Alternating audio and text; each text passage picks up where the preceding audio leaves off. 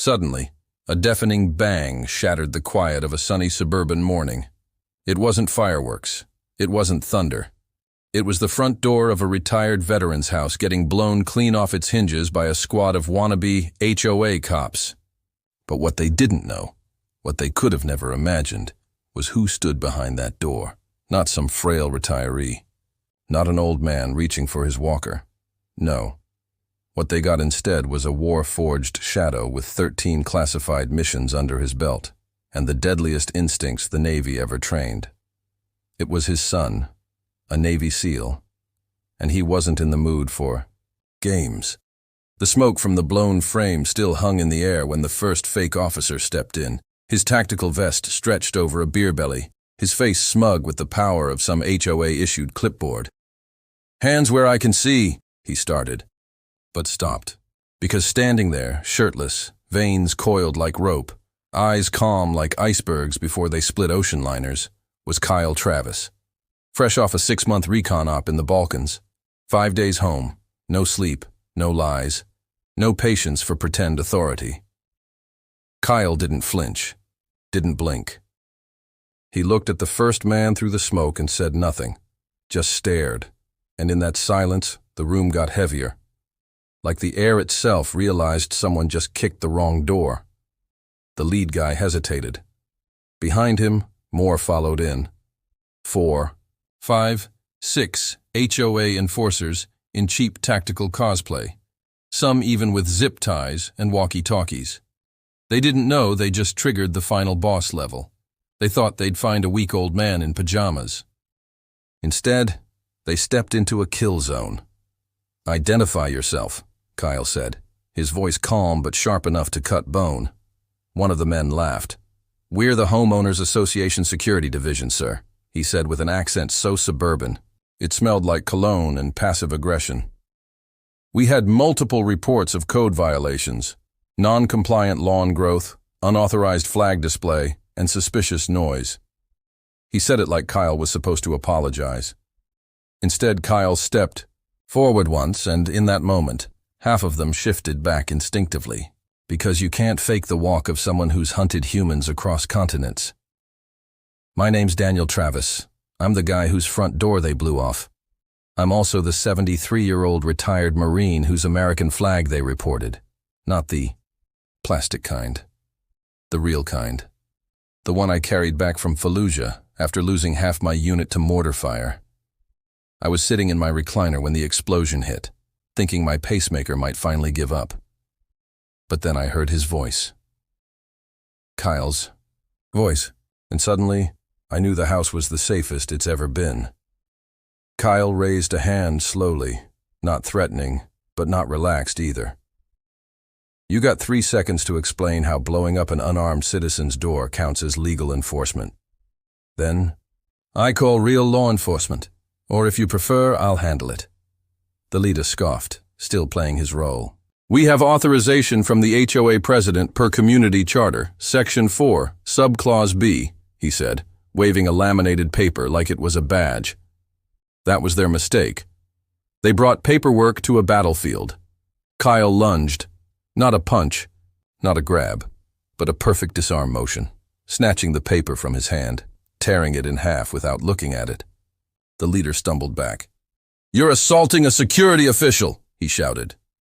Kyle stepped forward again, fast enough that 3 of them reached for their fake sidearms, realizing too late that they were wearing rubber training holsters. These weren't cops.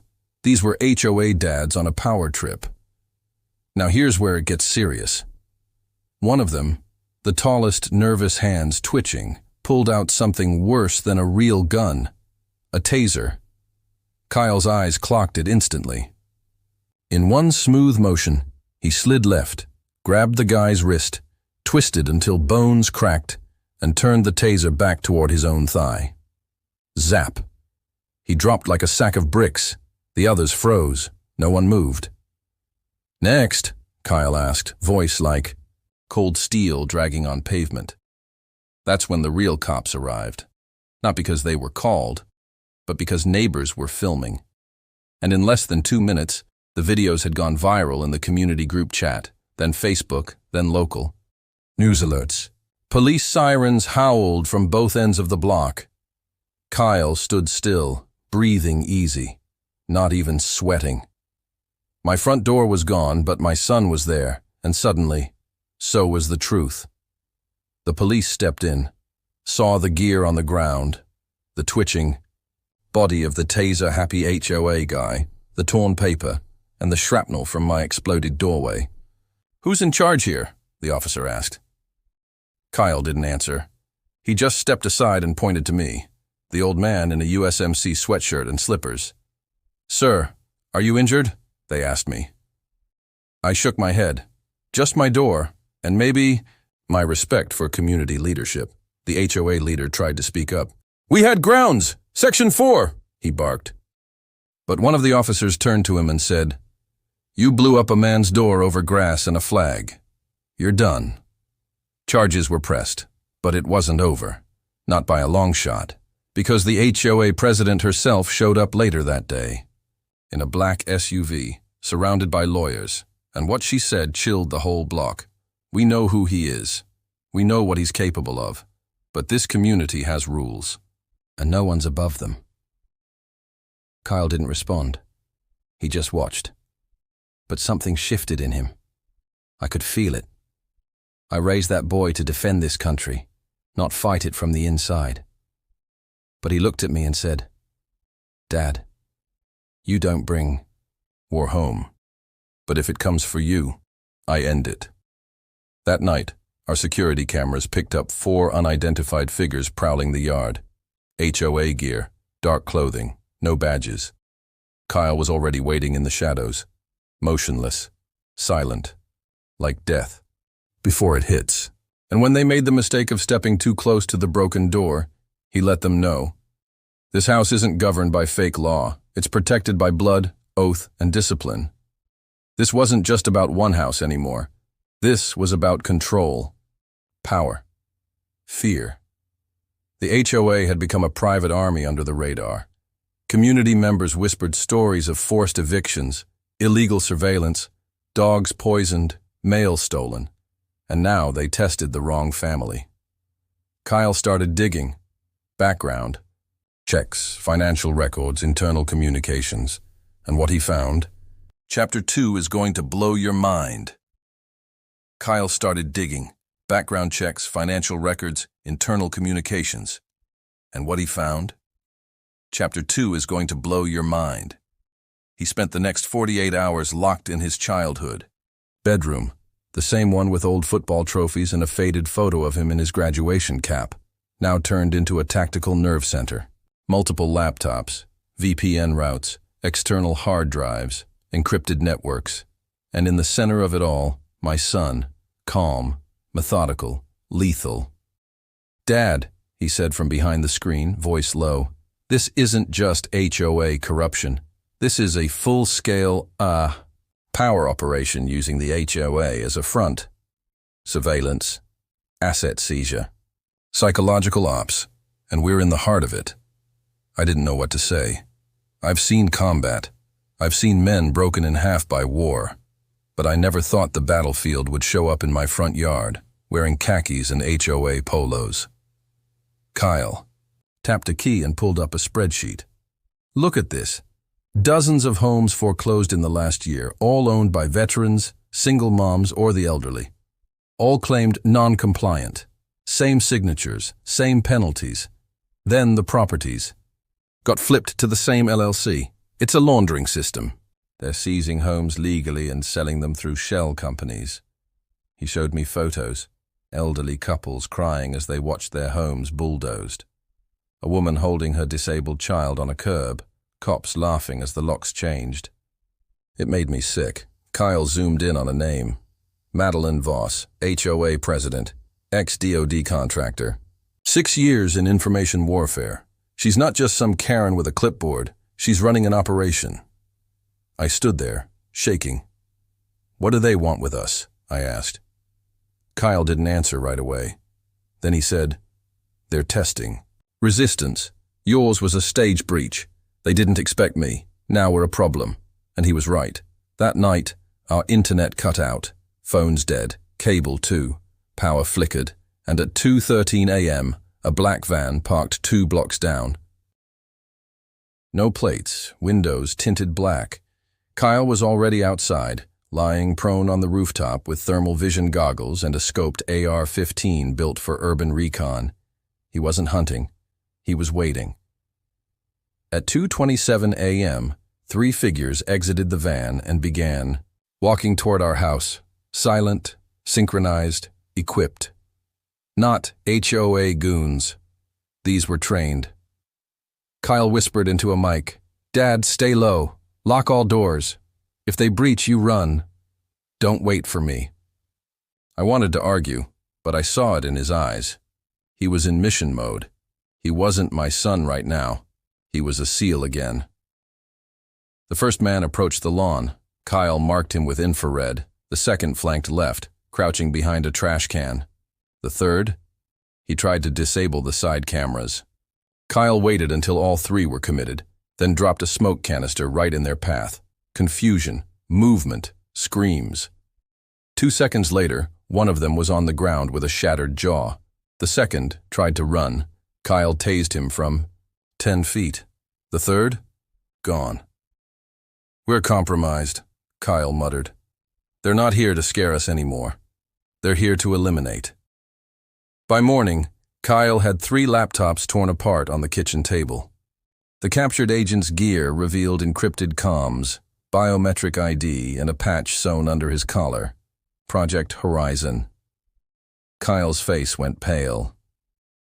"I've heard that name once," he said. "Back in Syria. A black site op so deep we weren't even supposed to know the name. Disbanded years ago, or so we thought." The implications were massive. The HOA wasn't just exploiting property laws. They were funneling veterans, children, and civilians into a data mining program built to profile potential threats to civil harmony. Think about that. They weren't evicting people for weeds or flags. They were targeting people who didn't conform. Kyle connected it all: license plate readers and stop signs, motion-activated lights installed by HOA contractors, and doorbell cams reprogrammed to record inward. "They know everything, Dad. Your meds, your shopping, even how many times you take out the trash." Then he leaned in and whispered the part that broke me. "They know about Mom.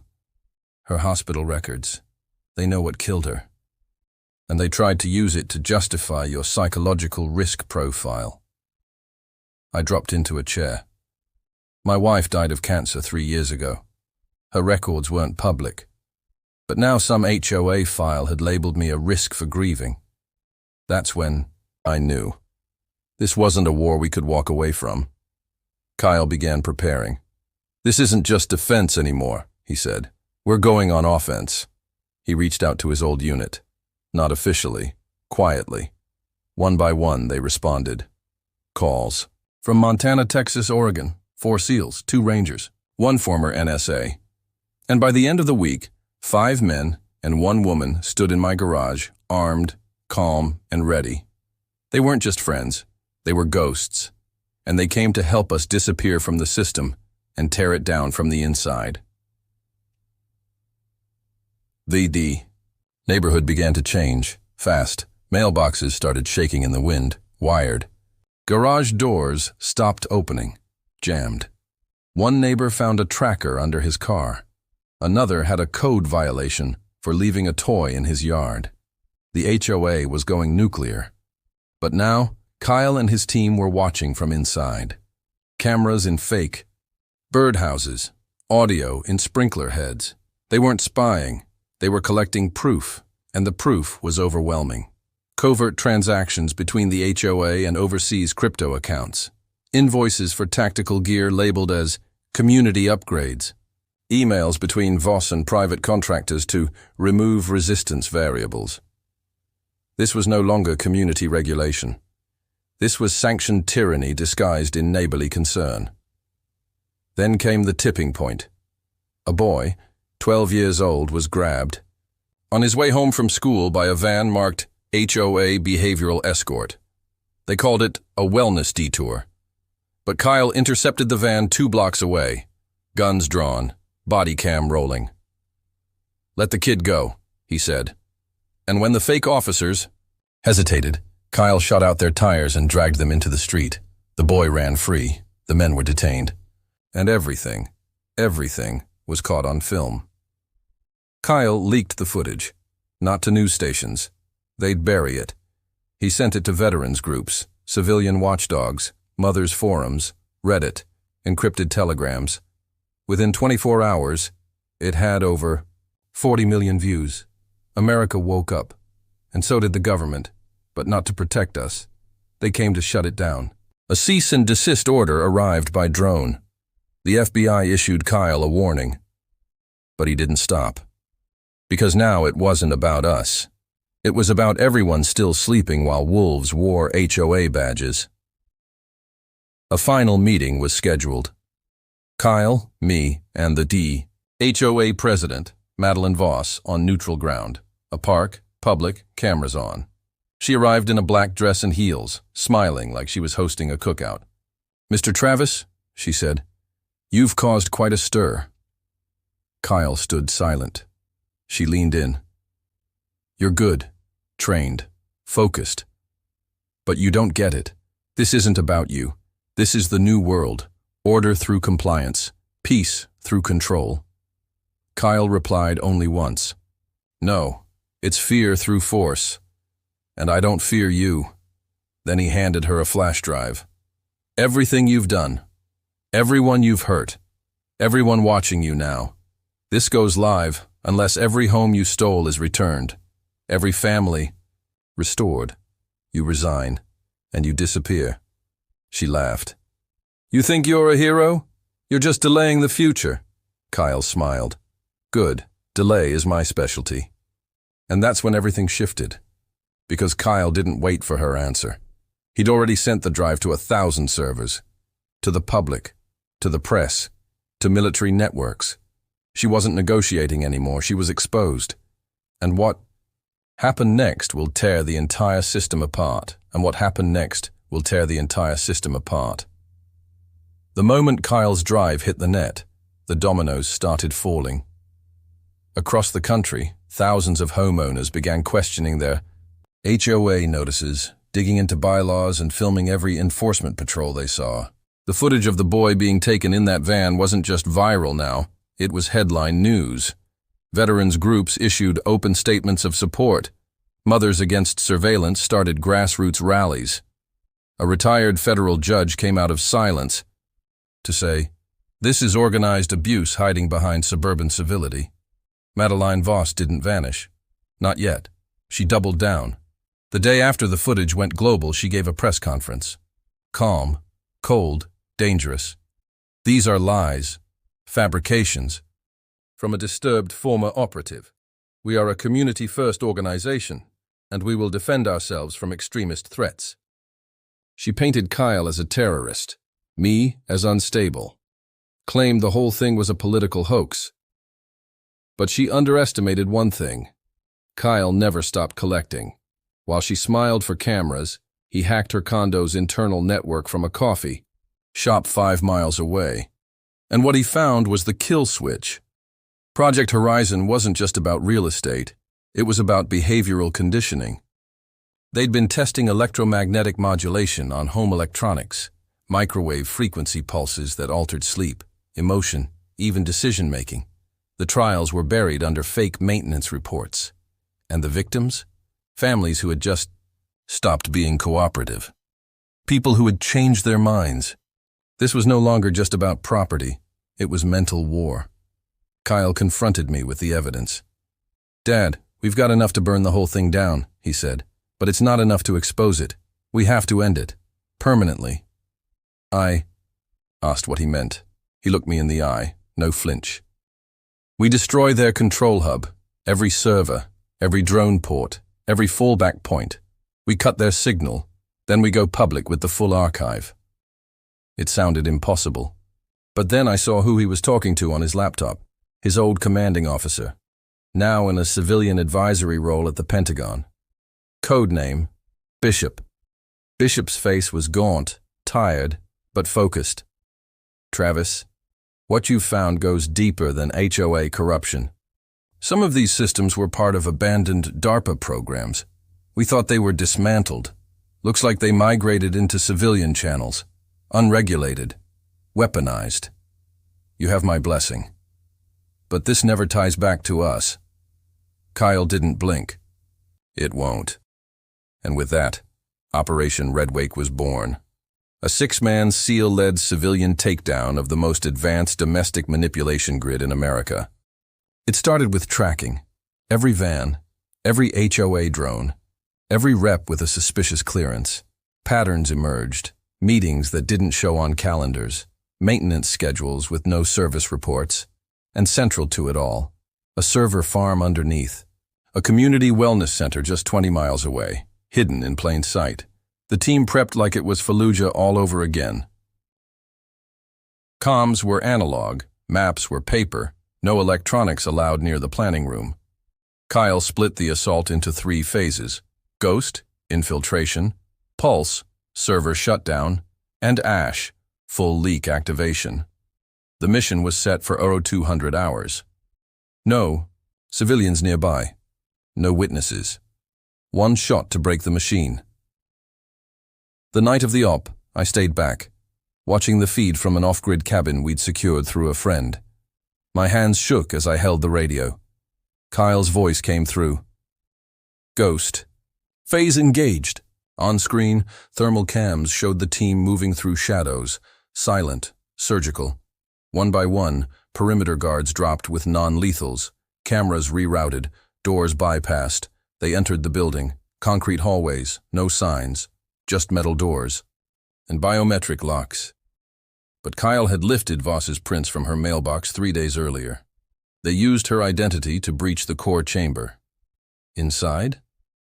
Rows of humming machines, cold, red-lit, screens showing real-time data of neighborhood activity, heart rates, movements, voice logs.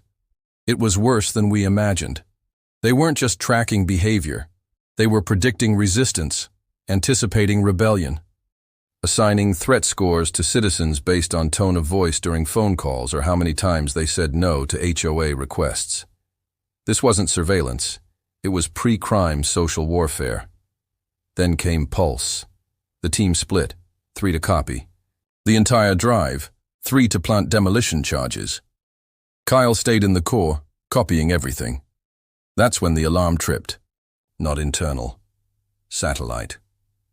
Voss had a trigger built into her personal phone. If it lost signal for more than 2 hours, all active systems would enter lockdown and alert a private defense contractor. In 6 minutes, a rapid response team would arrive, armed, cleared, ruthless. Kyle didn't panic. He just said, "Move to Ash, now." The team planted the final charges and exfiltrated through maintenance shafts.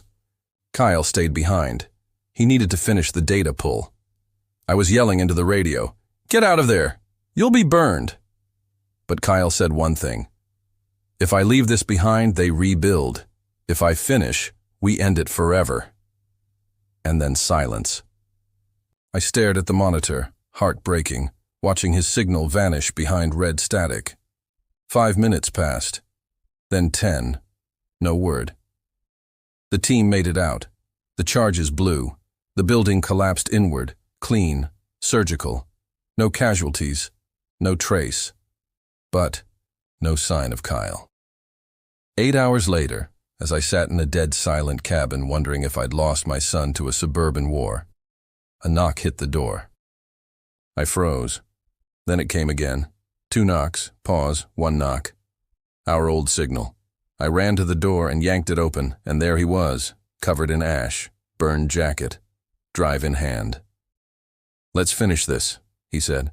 We uploaded the full archive. To the network. Not one outlet. All of them. Even foreign ones. The truth couldn't be buried this time. Voss disappeared within 24 hours. Her accounts frozen, her properties raided. 2 federal agencies opened investigations into over 90 HOAs using the same system. A congressional hearing was launched, and for the first time in my life, I saw the system scared of its own reflection. But Kyle didn't stop. He held alive. Q&A with thousands of affected families, told them how to request their data, how to audit their HOA, how to find hidden surveillance. He wasn't just a warrior. He was a teacher now. And me? I rebuilt the door they blew up. Not because I needed protection, but because I wanted the world to see what happens when you think a uniform makes you untouchable. My door may break, but my family never will. And if you're watching this, if you've ever received a strange violation notice, or been followed, or felt your lights flicker every night at 3 a.m., don't ignore it. Question it. Record it. Fight it. You're not paranoid. You're not alone. This is happening, right now. And you need to decide. Do you bend or do you stand? Because what comes next isn't just about homes. It's about freedom itself. Because what comes next isn't just about homes. It's about freedom itself. The leak exploded globally, not viral, nuclear. News agencies scrambled, not just to report but to defend their silence. People who once mocked conspiracy types were now whispering about how their streetlights clicked twice at 2 a.m., or why their smart fridge kept turning off during political debates.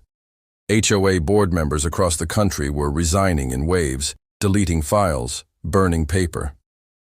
But it was too late. The truth was permanent now. Kyle had seen to that. He didn't just upload data, he uploaded instructions. A digital blueprint titled, "How to Spot Domestic Control Systems in Your Community." It taught people how to reverse search shell companies, how to detect off-grid surveillance, how to strip metadata and track digital fingerprints of those targeting them. And most importantly, it showed them how to organize, not online, where bots and noise could drown it out, but in person. Front lawns, driveways, coffee shops. It was revolution by reconnection. People weren't just angry, they were awake.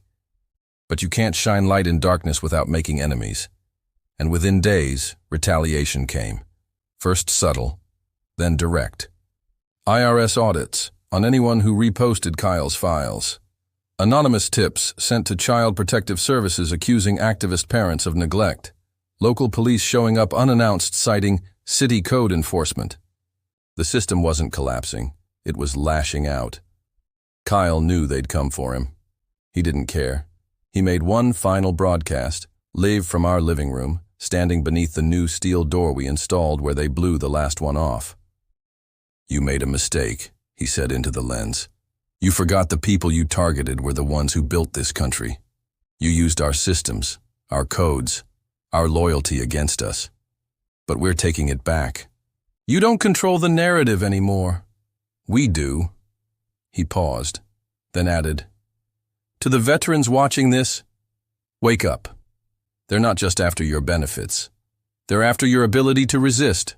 To the moms, they're coming for your kids, minds. And to anyone still on the fence, you're not exempt. You're just next." Within hours of that speech, the media ran with it. Some praised it, some painted him as dangerous, but no one could ignore it. The White House was forced to issue a statement. "We are aware of the alleged civilian infrastructure abuses and are investigating them fully." Kyle laughed. Alleged. That's their word for, "We know, but we don't want to admit it." But Voss, she wasn't done. From a safe house in Romania, she uploaded a counter-narrative.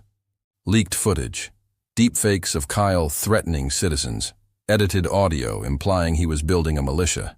It worked on some people. They wanted to believe the lie. Fear is easy to sell. But Kyle was ready. He went public, live, and unscripted. "Put me under oath," he said. "Polygraph me, DNA test me, search every file I own. I've got nothing to hide. Can she say the same?" That challenge changed everything. Suddenly, the Senate had no choice. A formal investigation launched, a real one, not the kind with cameras and coffee breaks, the kind where forensic analysts showed up with gloves and warrants and didn't leave until someone confessed. And as the hearings dragged on, more evidence surfaced. This wasn't just one HOA. This was over 300, coordinated under a shadow nonprofit called Lumen Safe, originally chartered to ensure neighborhood security post-pandemic. But its founders, former intelligence agents, defense lobbyists, Data brokers. They used HOA laws as a legal loophole to weaponize control. No police needed, no warrants issued, just a letter in your mailbox saying, "You're in violation." You miss the deadline. They fine you. You contest it. They report you. You resist. You disappear. It should have broken me, but it didn't. Because I saw my son become something more than a seal. He became a force of truth. People wrote to us. Thousands. Veterans who finally felt seen. Women who started organizing anti-surveillance HOAs. Teens building online watchdog tools. And the best part, communities started firing their entire boards, rewriting bylaws, taking power back, one lawn at a time. I asked Kyle once, late at night, as we stood outside watching the sun come up over a neighborhood no longer afraid, was it worth it? He didn't answer right away. Then he said, "I lost brothers overseas because of lies. I wasn't going to lose my country to the same thing, not without a fight. But the battle wasn't over. One night, we got word from Bishop, our friend in the Pentagon. New files surfaced," he said. "Preparing to roll this out nationwide. School districts, retirement homes, even national parks. They weren't done. They were just warming up. We had two options: hide or go nuclear. We chose the second." Kyle partnered with whistleblowers from inside the program. People who had designed the systems and quit before they went live. They shared floor plans, code, launch protocols. And together, they triggered what Kyle called the flood. It wasn't sabotage. It was exposure. They opened the system to the public, live feeds, decision trees, even the psychological profiling tools used to mark problematic behaviors.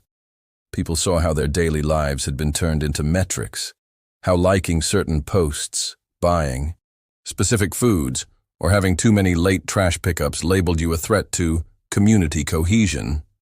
The backlash was immediate. Politicians resigned, lawsuits piled up, companies disbanded overnight, and then silence. No more fake citations, no more HOA cops with mirrored sunglasses, no more black vans cruising slowly by. For the first time, since they blew off my door, I slept without my Glock by my side. Not because I trusted the system, but because I trusted the people who rose up with us. Your door may not have been blown off yet, but don't wait until it is. Look out your window.